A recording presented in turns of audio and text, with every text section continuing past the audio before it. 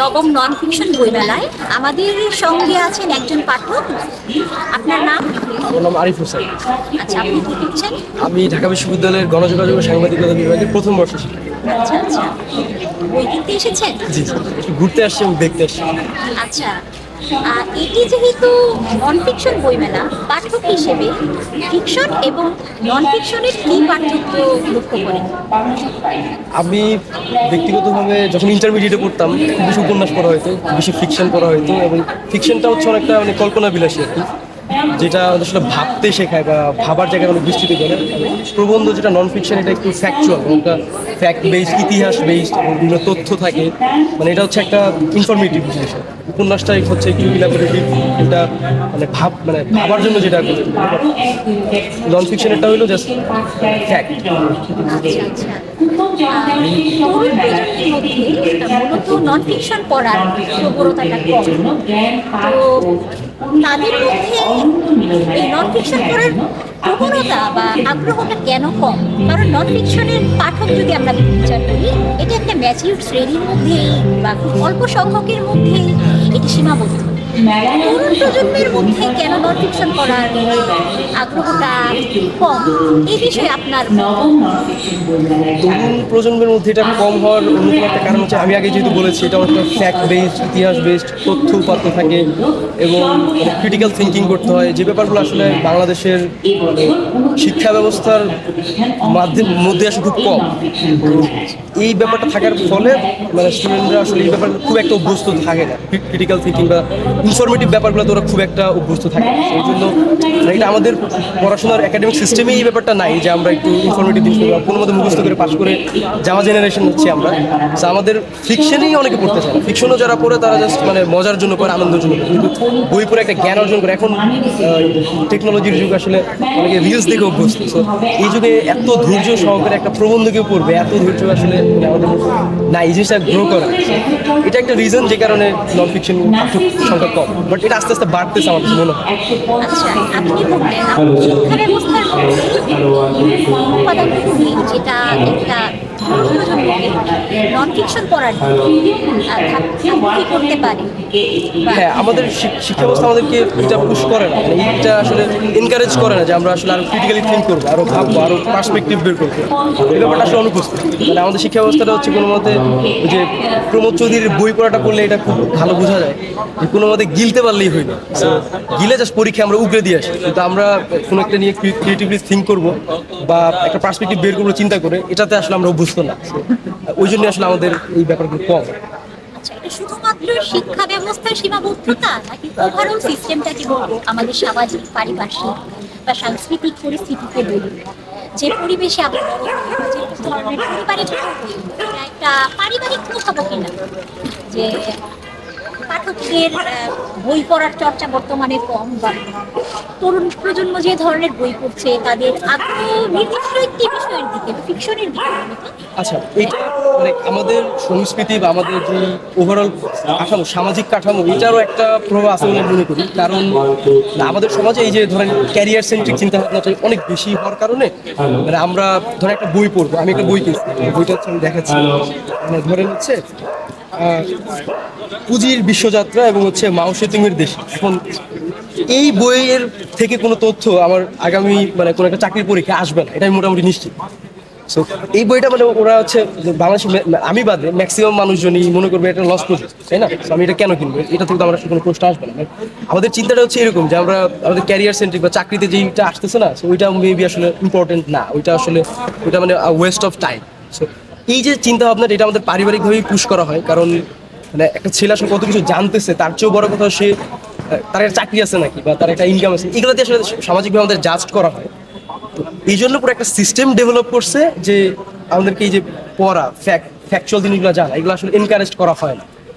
আমাদের জেনারেশনটা আসলে এরকম, আমাদের পুরো সামাজিক কাঠামোটাই এরকম।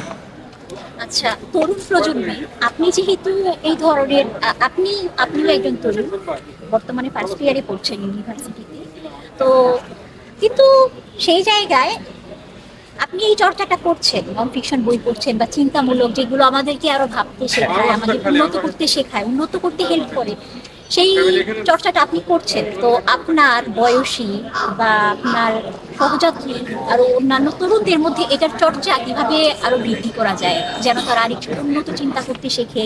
বই মানুষকে সবচেয়ে সুন্দরভাবে তৈরি করে, মানুষকে সুন্দরভাবে উন্নত মনস্ক তৈরি করার অনেক গুরুত্বপূর্ণ। বইয়ের ভূমিকা অনেক বেশি গুরুত্বপূর্ণ। এটা সঙ্গে চিন্তা করতে শেখে। তো এইটা যদি আমরা আসলে ইনক্রিজ করছি, আমার ব্যক্তিগত মতামত হচ্ছে মানে এই যে একটা সোশ্যাল প্রেশার বা এই যে একটা জাজমেন্টাল টাইপ অফ মেন্টালিটি, এটা আসলে আমাদের দূর করতে হবে।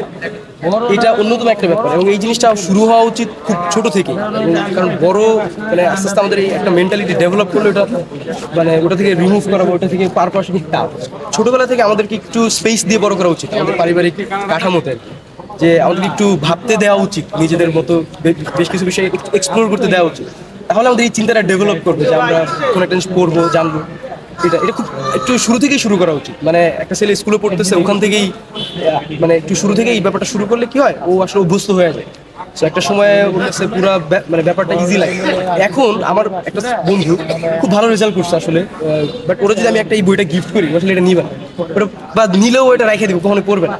কারণ ওর মেন্টালিটি এরকম না। আমার মানে এটা থাকবে যে ছোট থেকে যদি আস্তে আস্তে আমাদেরকে একটু এক্সপ্লোর করতে দেওয়ার সুযোগ দেওয়া হয়, একটু বেশ কিছু জিনিস পড়তে দেওয়া হয়, তাহলে আর কি একটা আস্তে আস্তে মানে পরবর্তী জেনারেশন থেকে এগুলো চেঞ্জ হবে। আপনি যেটা বললেন, ছোট থেকে আমাদেরকে এই বিষয়টাকে অভ্যস্ত করা হয়, এক্সপ্লোরেশনের সুযোগ দেওয়া হয়।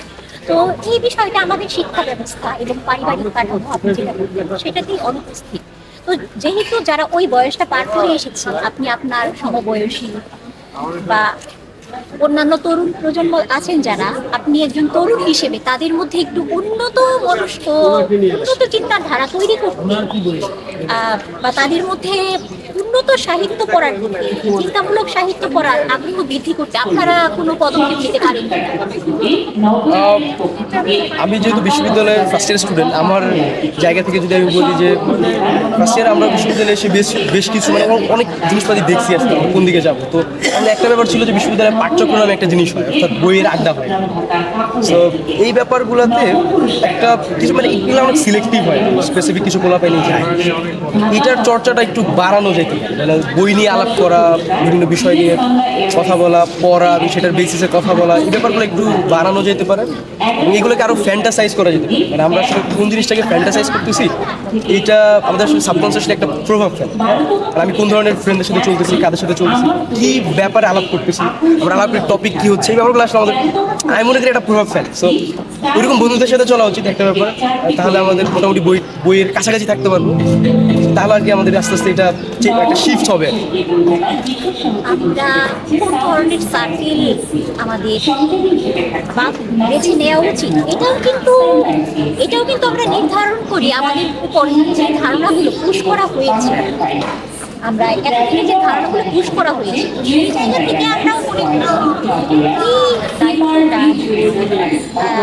তরুণ প্রজন্মকে নেওয়া উচিত, যেন তার সমবয়সী বা তার তাদেরকে যেন এই উন্নত চিন্তা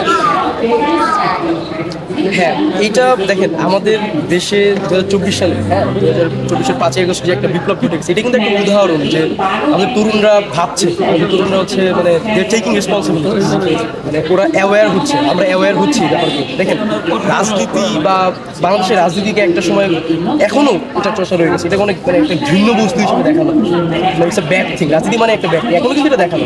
কিন্তু আপনি দেখেন 2024 সালে এত বড় একটা বিপ্লব করতেছে, এত বড় একটা আন্দোলন হয়েছে, সেখানে তরুণদের এত মানে যেই ছেলে মেয়ে কলেজে পড়ে, এবং আপনি জানেন এই বিপ্লবটা পরে আমাদের ইয়াং জেনারেশন করছে, ওদের মধ্যে অ্যাওয়ারনেসটা, কনসিয়াসনেসটা কিন্তু আছে, এবং এটা আমি বিশ্বাস করি এখন সুস্থ অবস্থায় আছে।